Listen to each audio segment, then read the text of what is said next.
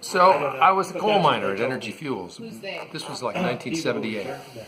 And I was driving a 50-ton ute, 6-foot-high wheels, climb up a ladder to get into the cab. Back and forth, all night long. I was working the night shift, taking overburden, dirt, dumping it off to expose a seam of coal. And there's a that puts them all above the rest of borrow pit that has filled in with rain, so now it's a lake. We drive around this lake every time we come in our circuit of our truck. It's about 3, 4 o'clock in the morning, and I'm driving around this, and I look to where the lake is, and I see headlights underwater. Now this is about November in Steamboat Springs, and maybe about 30 degrees outside. So this isn't right. Headlights underwater. And I pull off to the side and I see there's another 50-ton ute, the one that was right in front of me in line. That's right. And Otherwise it's now in the lake. And its nose of its cab is underneath the water. So the part about scared but did it anyway was that I realized I had no choice at all.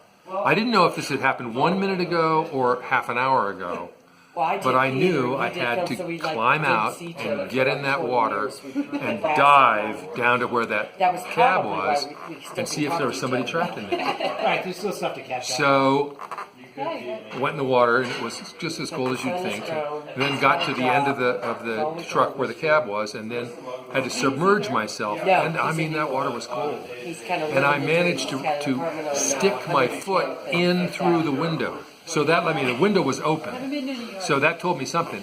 And then I just dug around in there, pitch black, and except for the light going the other way. And I realized there was nobody in there because the cabs were very small. They weren't for 2 people. There was just 1 person in there. And I kicked around and I noticed there was nobody in there. So came back and came onto the shore. And at some point, somebody then came along.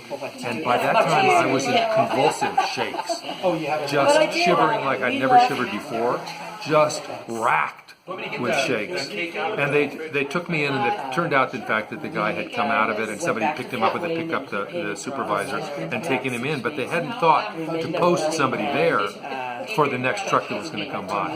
So I ended up having to go off for 3 days, home sick as a dog, just trying to recover from this intense hypothermia, and they docked my pay. I was going to ask. Yeah, and so they didn't pay me for that, but they gave me a darn good story.